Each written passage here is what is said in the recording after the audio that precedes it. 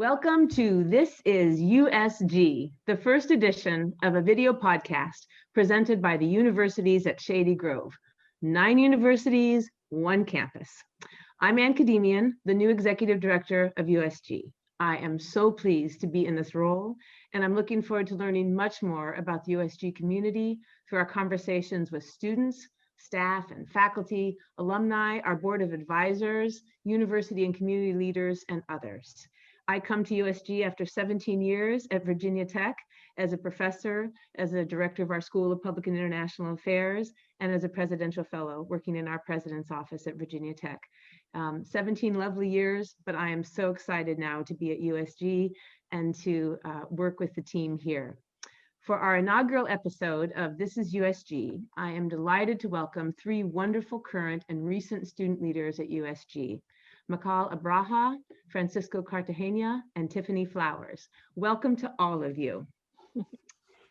I'm going to ask each of you to give a brief introduction and tell the audience about yourself.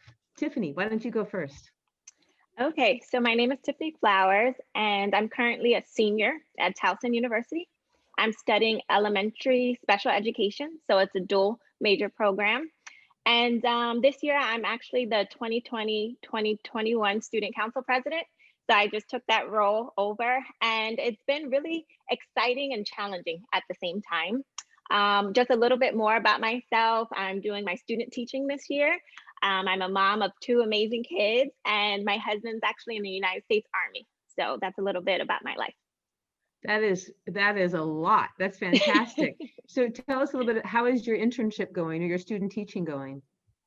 It's a little bit challenging because everyone's virtually online. So trying to engage the students at different levels. So my first rotation is with special education students, and just trying to have that differentiation between all of them online on one platform is very challenging.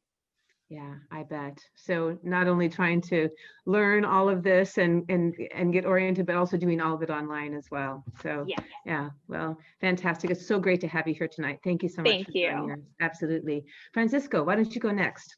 Sure. My name is Francisco Cartagena. I am a graduate student at the University of UMBC and the USG campus. My program is in cybersecurity and policy. My undergraduate was also completed at USG. I did it in political science, also as a UMBC student.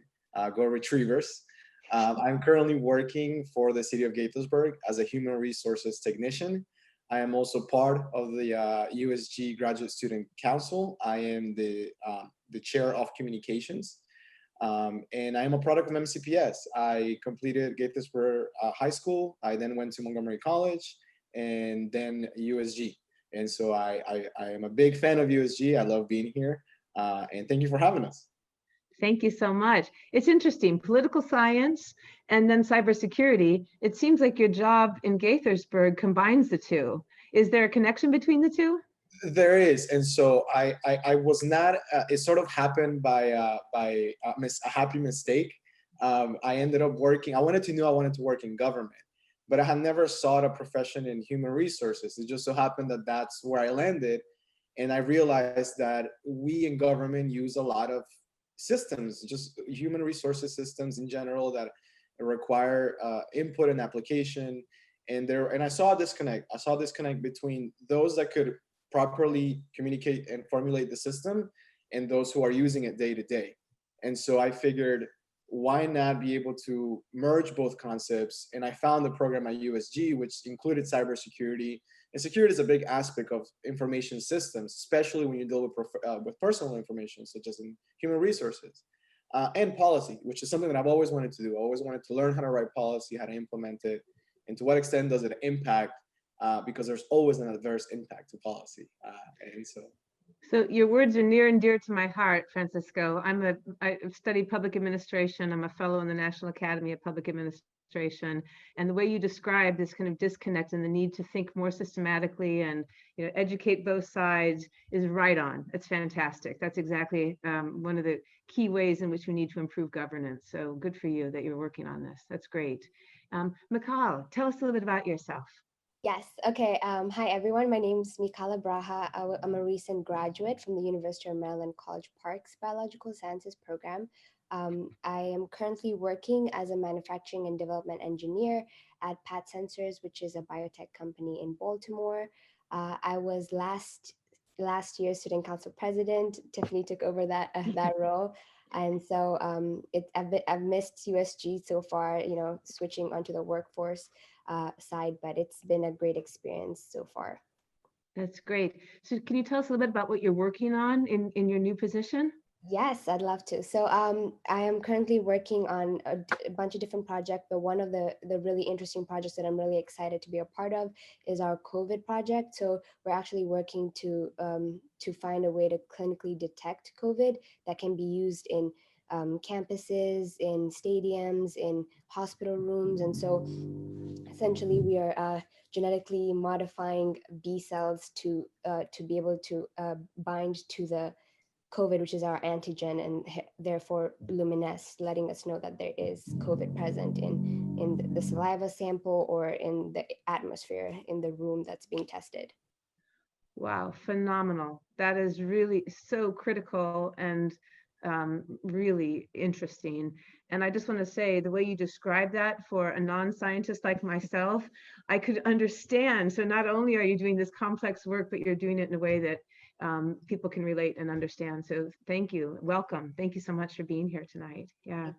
Um, so let's have a conversation about your time at USG. So people listening can learn more about USG, more about your experience. What a really interesting place this is.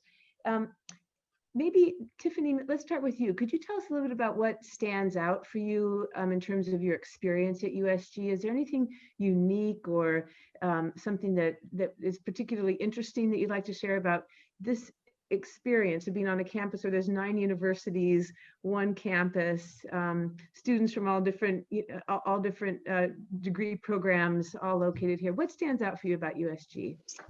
Um, just the collaboration between all of the universities.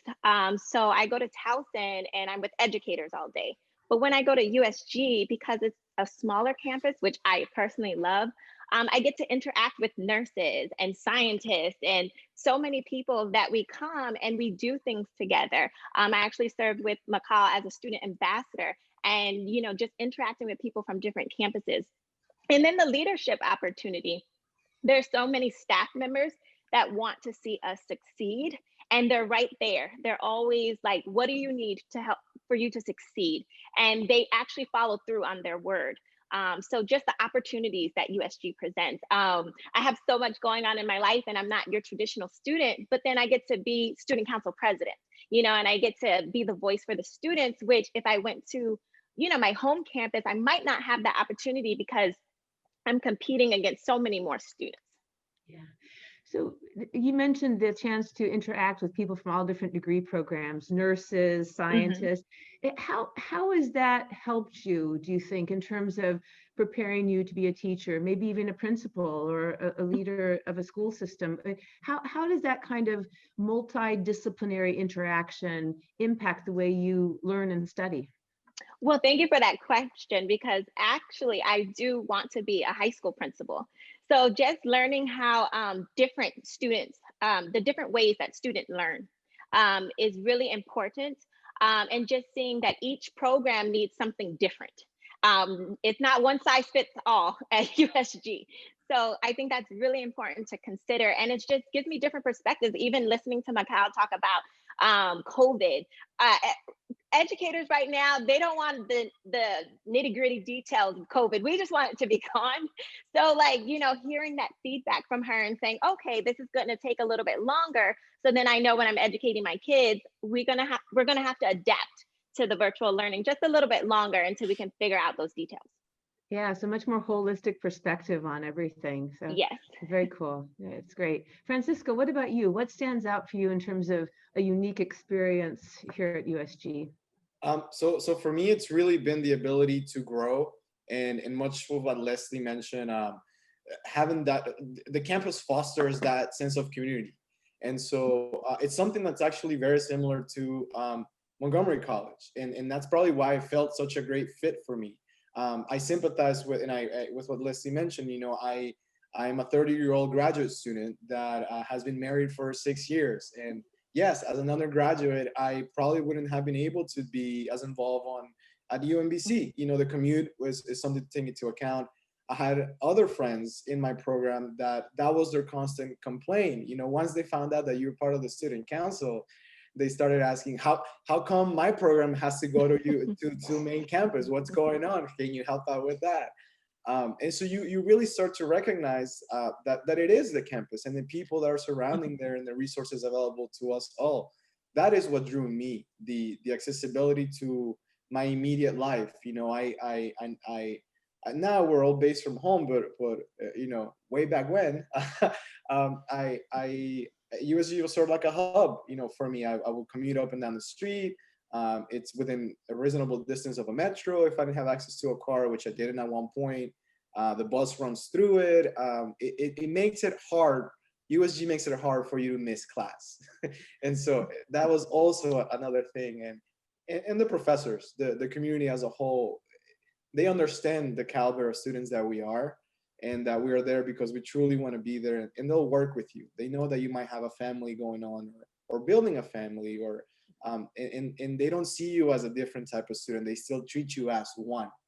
But the caveat is there, knowing that, hey, this is a person who is really just trying to get this degree done, and so let's help them out. And the resources are there, which to me, that was empirical, I want to say, about the campus, having the access to those resources. That's fantastic. Have you found, you mentioned that, now we're all remote, of course, with COVID-19, but is there a kind of continuity of that, nevertheless, a kind of continuity of the collaboration and the support? Are you still feeling that sense of community, even though we're online? I know it's more strained, but how is the remoteness impacted those benefits that you described? So I think that where we perhaps could improve as a campus will be just informing folks about it, and much to what Leslie mentioned earlier, we're sort of in a period where everyone's trying to inform you of something that's going on, but I don't want that to cast a shadow on the service that the services that the school provides, the campus provides, because they have been ongoing. I will be the first one to tell you, the Grover Essentials is a pantry service that I benefit from. It's something that we can go and mobile drive through and still get services for students that need food. And now more than ever, everybody's tight. An extra jug of milk, an extra set of fruit, it's not harmful, and it's a resource that I need to not help me worry about that and make sure I do well in my midterm. I mean, that is the impact of those services. So I don't think we have fell behind. I just think we have done the best that we could with given the current situation, and we just have to continue to push that information out as best as possible as we can to students. I know, being on the undergraduate student council, there were many needs, and now that I'm in the graduate student council, those needs are different, but there are needs nonetheless, and so they're there. Yeah, thanks so much, Francisco. Mikal, tell us a little about what stands out for you in terms of your USG experience. I think for me, I would say that USG was definitely the place to be. I think I came at such a critical time, mostly towards my last year, once I became student council president, and we had like mid-semester, we transitioned onto the virtual learning. So I got to get a taste of both sides, and it was definitely memorable, I will say. In terms of my experience, like Tiffany said, like Francisco said, the opportunities that I received here were unlike anywhere I would have gotten if I went to main campus at College Park. First of all, the student demographic is just so unique. There are a lot of non-traditional students. A lot of us, again, are transfer students, and so the environment and the culture is just well designed for transfer students. And so the whole process from coming in and being able to get involved in anything you want, from student council to ambassadors to even student employment, it was just a very smooth transition. I never had any issues with it, and I really appreciated that. And so again, I believe it or not, when I was at MC, it was just school, school, school. And when I came here, all of a sudden it was everything else. Plus school, of course. And so I really enjoyed the culture and getting to know the staff who really wanted to support us, especially when things didn't go up, like, or when things changed, like with COVID, for example. The staff was on point when it came to transitioning to the virtual learning. We still had 24-hour like support when it came to getting writing help. The financial support was tremendous, especially the board of directors were the board of advisors were able to really come together and really rally a lot of funds that helped a lot of students when internships were canceled, when jobs were no longer available for our students. So it was really inspirational to see just how much of an effort was done, and just how much students appreciated and were able to focus more on school on top of everything else that was going on during the COVID pandemic. So I was just amazed to see how we could all come together, especially during such a big and a traumatic event, when it was that bad. And so when it was good, it was never an issue. It was always very easy. It was a very good environment. Like Tiffany said, we could talk to anyone and really got to make friends with a lot of people. So I really value my time there, and I really appreciate how I was able to learn by serving the student population, but also by working with administrators and seeing just how both sides, like, both perspectives can really impact how the student experience is at Shady Grove.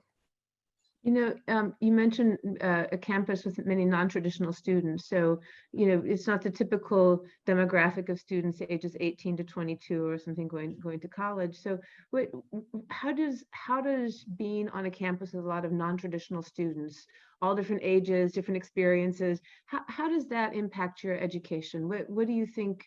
I think that's part of what makes USG so special. How does it impact your education and your preparation for your career? I think it was a really it was very great to see just the diversity in terms of the student population. Not only did I see it in my classrooms, but also in the student leadership, which is, I think, very critical. So the fact that I was serving with members who are in different programs, first of all, but also different age ranges, really brought different perspectives to the table. And now we were addressing concerns like, oh, we need sanitary rooms for nursing mothers. Like, that's not like a typical student leader would not really think in that sense of how can I support or advocate for this type of student population. It was just like, the standard, the typical student that we usually see. And so being able to have student leaders that can voice opinions and let us know exactly what these student groups are thinking about, or how they are experiencing, really helped create a voice for them and help us be able to address some of these concerns. So be it Saturday students or students who came in the weekends, like University of Baltimore, I know they have a lot of weekend programs. So they had a lot of issues in terms of gaining access to services during the week, or during the weekend too, since not many people are on campus. So because of the fact that it was non-traditional, these students were not lost in the mix, or were not like swallowed by the majority of students who might end up being, a little bit not in that demographic. So having that opportunity to really serve and have these such people in the student leadership was, I think, one great and impactful way that helped us make sure that everyone is having the true USG experience, not just some of us. Fantastic. You all have spoken to your role as leaders, and the first thing that I hear all of you saying in your role as leaders is looking out for your fellow students and representing your fellow students, and then the leadership naturally follows from there. So really impressive. Really looking forward to seeing where you all go and what you all do. How do you? We've probably talked about this a little bit, but you're in an elevator with someone and they say, where do you go to school, or where did you go to school? And you say, well, I went to UMB, but at Shady Grove. And they say, what's that all about? How do you describe Shady Grove to, people who aren't familiar with Shady Grove? Francisco, maybe we can start with you. Yeah. What What's your description of Shady Grove for So it's someone who actually one of my favorite questions because people like, what's USG? And especially in a professional environment, they're like, oh, UMBC. Yeah, I went there. I remember so and so building, and I'm like, no, I went to USG. And they go, so my best answer so far, like my elevator pitch is, I tell them USG is a campus where you can meet people from 9 different institutions, and you get to pick which program you want from all of those institutions and complete it there. And people's minds just go, what? They just go, you're telling me I can pick any of those programs for any of those institutions, apply, and attend one campus? And I was like, yeah. And they're like, why isn't every college like that? And so to Mikal's point earlier, when we talked, she mentioned something about making sure that students don't fall through the cracks. That's sort of what I end up my 30-second spiel with. I said, think about all those students in all those campuses that for lack of attention or lack of resources, or just because the campus is so big, fall through the cracks and don't graduate. USG is the campus where that doesn't happen. And people get really excited about that, especially if you're talking to someone who maybe has a kid in high school or a kid who's getting ready to go to college. You plant that seed or that idea, and they realize that is a great alternative. I don't have to commute to College Park. I don't have to budget an expense for room and board if I can figure out how to make it work within USG, so to speak. And so that's how I present it. I tell them it's the best campus you've ever heard of, and also the one you've never heard of. So please look it up. That's great. That's terrific. Mikal, what about you? How do you describe USG? I'm sure Tiffany and I are probably thinking the same right now, just because we've been trained as ambassadors. Like, this question has been part of our training. It's been drilled in our tours, everything. This is like the go-to question that we all should potentially know how to answer. For me, I love this question, and I love the fact that for those who do not know what USG is, it's such a great conversation to have talking about it, especially because it applies to anyone. And so the fact that it's not just undergrad but also grad, the fact that you can talk about all the benefits that you get being a student on this campus, and down to like the same degree, same professor, same curriculum. And so I think that's like the main thing for me when I talk to people. It's down to the wire. It's basically saying, if like the idea is USG, or the University at Shady Grove, is basically a campus located in Rockville that offers select degree programs from 9 different Maryland institutions. But not only that, the fact that it's the same professors, same degree, but more importantly, the same curriculums. The same degree, same curriculum, same professors, but the same degree, I think, at the end of the day. So when you graduate, your degree says, in my case, the Bachelor's of Science in Neurobiology and Physiology, University of Maryland, College Park. It doesn't say anything about Shady Grove. And I think that's where people get really surprised, because that's like the whole thing. You're getting this amazing degree, the same level, the same standard, at a really significant decline in the cost. And so when you tell them just how much money you're saving, like someone like me who graduated debt-free, which I'm very proud of, and having my degree that says University of Maryland, College Park, a lot of people have struggled to get that same degree and are in debt or are struggling to still pay their loans. And so there are so many additional benefits for attending USG while getting that same degree at the end of the day. And so that's like my way of like summarizing it in a financial yet social benefits of attending Shady Grove. That's fantastic. It's a great way to say it. Tiffany, you're probably unique in the sense that you made the trip to USG from Frederick, is that right? As opposed to Montgomery College. How can you, if you're trying to explain to someone from, who's not from Montgomery County, from further out, how would you describe USG to them? And I don't mean to take you away from the answer you might have been thinking about as well. Maybe you can weave that in as well. We'd love to hear you think about that a little bit. No, definitely. So I did come from Frederick Community College, and I'm always explaining to people what USG is. Same like Mikal, we was trained on this answer because we're ambassadors. So we're giving tours around campus. So we know the whole, it's not a university, it's a full service campus that offers select undergrad and graduate programs. So that's the spiel that I normally give. But my own version of USG is just, it's a support system for students. You know, I'm in my senior year. After the semester, I'll be going into the spring, but I'm debt free. And it's because USG offers so many scholarships that you have access to. And they really just want you to succeed in their program. And I feel like they consider my life. You know, people are always asking me, how are you doing? How's your family doing? So it's that support system that I needed to accomplish a lifelong dream that I always wanted, which was to go into the education field. And I believe that I am on that path because of USG. That's fantastic. That's great. Mm-hmm. We've talked a lot about the leadership that you all have pursued on campus. I wonder if you could think a little bit forward from that. So you've all experienced a leadership role. You've had a lot of success with those leadership roles on campus. How has that leadership impacted the way you're thinking of your career and your future? You know, has it impacted the way you're thinking about what's possible? Has it changed the way you think about yourself and the way you approach the work that you do? Has it given you more confidence? I'm really curious to hear you all think that through. Mikal, let's start with you. How is that leadership role, head of the student council and president, what has that done for you? That's such a great question. Because I mean, I'm currently applying to medical school. And so that leadership like prompts have been something I have been writing like throughout this whole process for like the 20 something schools I've applied to.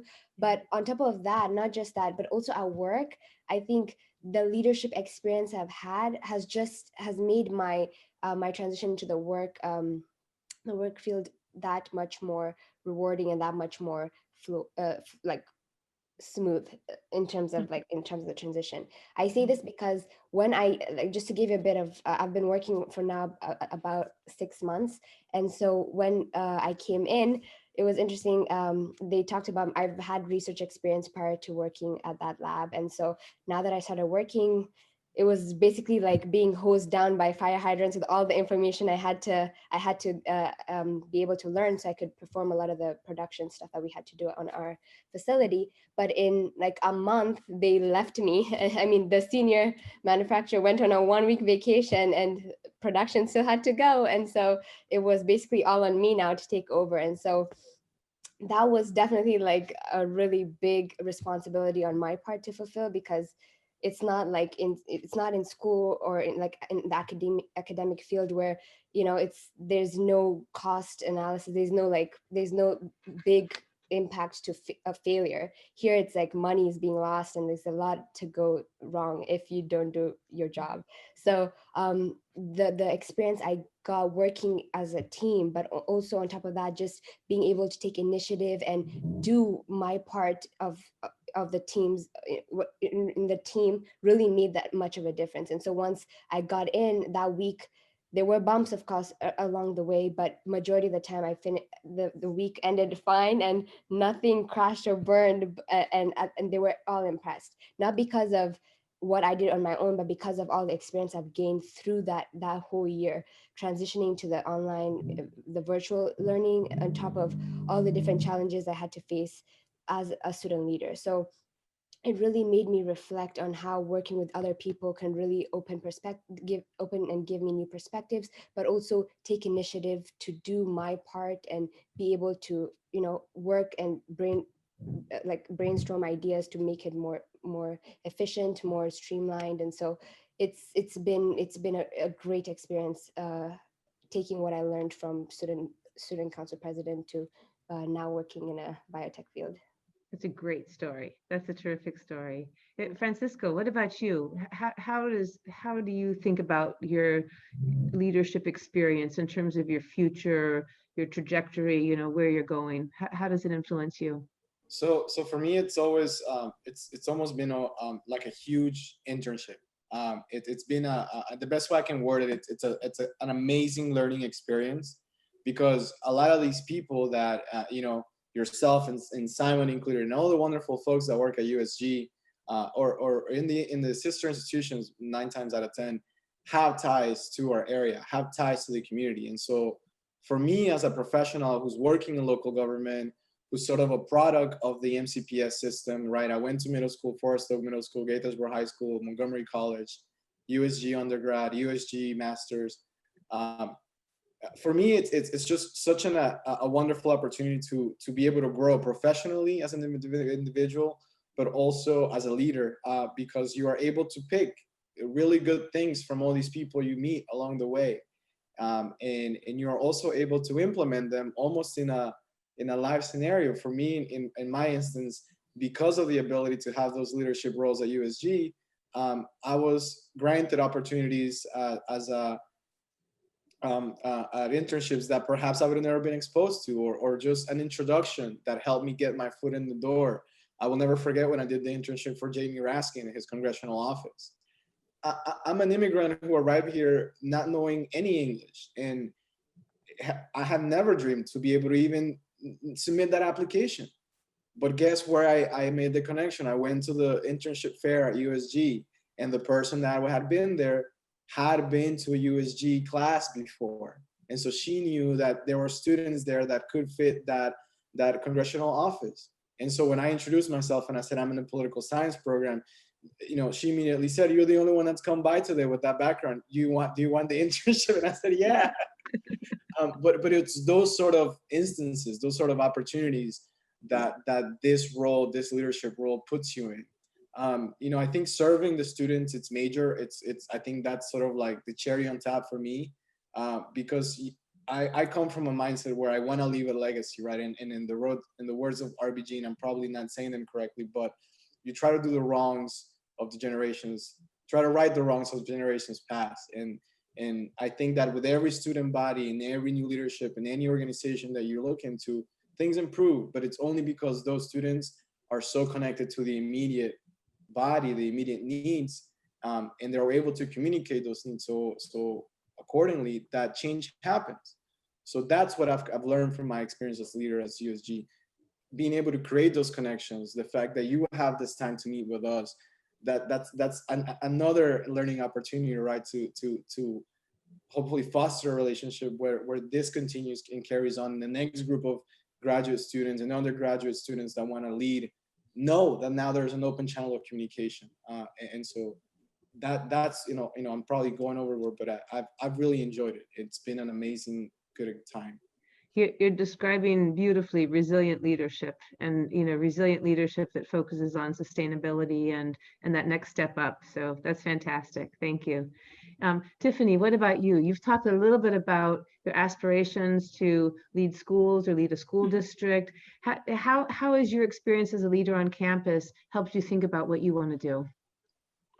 Well, that is such a heavy question, so I'm going to try and break it apart just a little bit.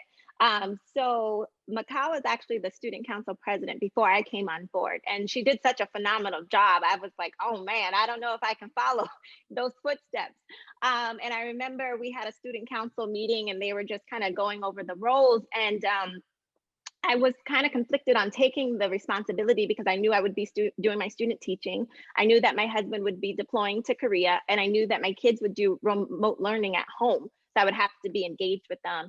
And so it was just really heavy, a lot of stuff. And I just said, you know what, I'm going to try it and I'm going to see what happens. And I did it. And I don't regret doing it at all. Through this experience, I've learned to become a better communicator. I learned what leadership is all about. And there was someone had told me that great leaders inspire other great leaders. And so I really made that a personal mission of mine this year, is to inspire other people to become leaders. And seeing that I'm able to juggle all these things, because since I am an older student, I thought I missed my mark. I was like, man, I had all these dreams and I missed my mark because I was never taught like education is important. I'm one child out of 5. I was raised by a single mom, and our goal was survival, and I was stuck in that mentality for a very long time. And now that I'm in higher ed, I'm learning to slowly come out of that mentality and really just follow my dreams. And so, my goal was to become an educator, and now I'm inspired to become a high school principal. But then Dr. Edelstein, he actually said, well, why stop there? Why not be the superintendent for crying out loud? So just having those people push me and continue to push me. And even seeing women like yourself in the role that you're in, it's like, wow, well, maybe I can be executive director one day of a university like USG. So it just keeps inspiring me because now I'm surrounding myself with like-minded people. And I believe that I'm on the right path now. And it's made a tremendous difference in my life.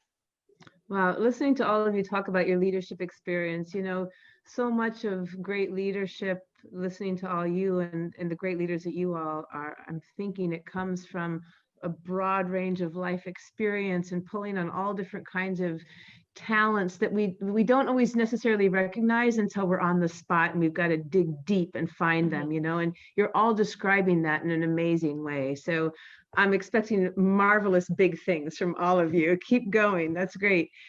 We are pushing a little bit limit on the time here, but I want to ask you all one more question. We all have experienced COVID in a lot of different ways. I know that COVID, the economy, the illness itself, a lot of this is hitting our students and families in really drastic and difficult ways. And I think everybody is coping as best we can and trying to stay focused and stay moving forward, but also taking care of each other and looking out for each other. And I hear that from all of you, that in addition to everything else, you're central to helping families and friends and fellow students really get through this difficult time. And I wonder if each of you could just take a little bit of moment to either share with us a little bit about how this has impacted your life, or if you could share a little bit forward thinking about where you think we're going. And you're all visionary individuals. You all have you all see possibilities and you go after them. We're all facing these challenges right now, and everybody's just kind of hunkered down and trying to get through it. But if we lift up a little bit and we look forward and we think about a place like Shady Grove being a hub of innovation, where amazing students are, figuring out futures that are phenomenal. What is it that you think, where do we go from here? Where do you see possibilities? Where do you see hope? Where do you see innovation coming out of this? Is it possible to look forward and see, like, over this COVID bump and mountain, what do you see in terms of possibilities? And it can be possibilities for yourself, or it can be possibilities for your family, or possibilities for the community, possibilities for higher education. I'm just curious to hear each of you reflect a little bit about what you see past this, and help us focus beyond this moment and challenge us to think about what we all can be doing to come out of this stronger than ever. Tiffany, why don't I start with you? Okay, so being in the education field, I would really say moving more towards technology. A lot when we first shut down, it was like, oh wow, how are we gonna do all of this? And seeing, like Mikal was saying, like how fast USG adapted. It's like, okay, we're gonna have to offer counseling services online. We're gonna have to do this virtually. So just adapting to the new norm, I think, is what is expected from us.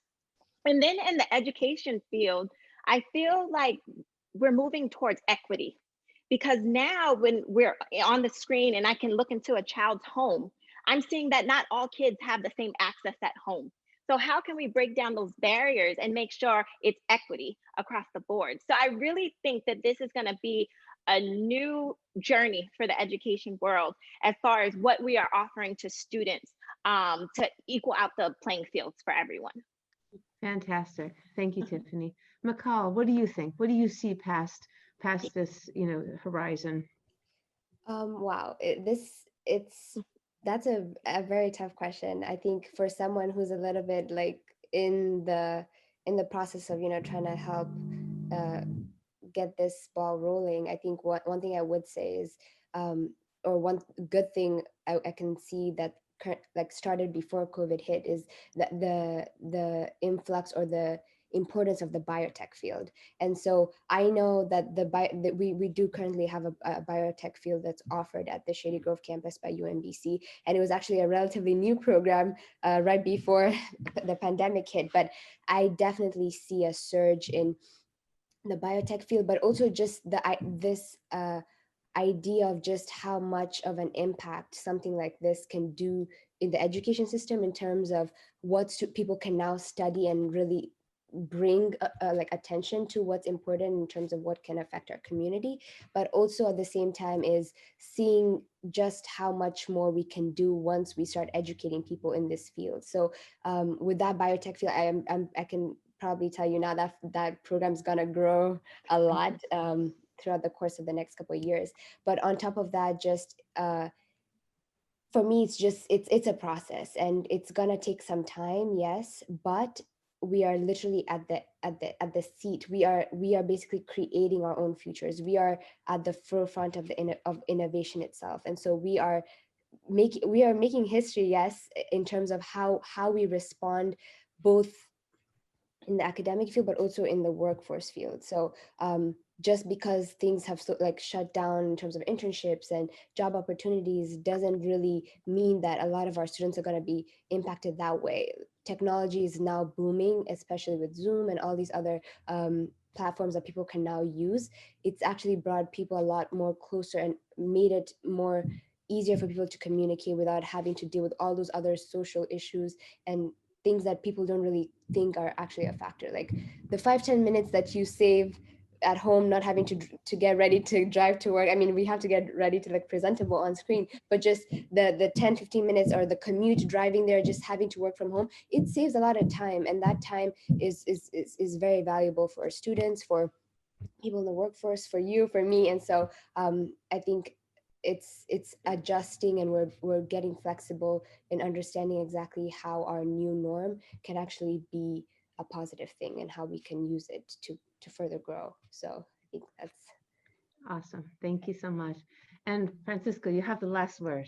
Sure. I'm a half glass empty type of person. I think that for every disadvantage, there's been like 10 more advantages. I'm just positive by definition. So I think that if we get this right, and by we I mean USG and the university system, what we will end up having after COVID is a uniform way of teaching online, for starters, probably a uniform way of conducting meetings, as opposed to, okay, today is on WebEx and tomorrow is on GoToMeeting and the day after is on Zoom. I think those are the little nuances that we're probably going to get right, and we just need to give ourselves more credit about it in terms of the school. And I think we're probably going to attract a lot more students. You know, to reflect on what Leslie mentioned and Mikal mentioned, this pandemic, right, has kept us at home, and like Tiffany said, has made us think about what does that child's home look like? What resources will that child have? Has also made us realize, like Mikal said, how much more productive can I be? And how can I better structure my time to make the most out of it? I'll be the first one to tell you, my family and myself included struggle a lot, have been struggling a lot through COVID. Not so much, thank God on the financial side, we've all been able to keep our jobs, but depression has been a factor. The ability to not be able to fully grieve a member that has passed here or overseas has been a factor. Things of that nature I think, have just highlighted, made us think of our mortality a lot more often. But the positive outcome of all that is, you know, I because of the pandemic, you know, I was able to have enough money to do certain things that I had been planning for a while, like looking into buying a home, and because interest rates are low. So it's a very thin line. I like to be positive, but I like to also be realistic, and that's where my wife sort of brings me down and says, you know, you got to see it for what it is. Togetherness is something that's going to be very important moving forward. I think that's where USG will strive. I had a program coordinator today email me saying, hey, did you know this is a better fit for your degree and you can actually get a certificate now? I don't think that would have happened at the main campus. This was a USG program person emailing, had never met me, has never seen me, But they were looking at my file. They saw that I had a certificate in there in my master's program already, and that I should probably benefit from that, because they realized the impact that will have in my career, right? When you show up to your job with a master's certificate, you're no longer just a graduate student. Now you're a graduate student with a master's certificate. So it's great that you have people like that looking out. And I think that's the positive outcome of all this, is that we have more personnel looking out for the students. We have more students looking out for each other that comprehend the needs, and we have grown to learn how to be more compassionate. Thank you, Francisco, and thank you, Tiffany and Mikal.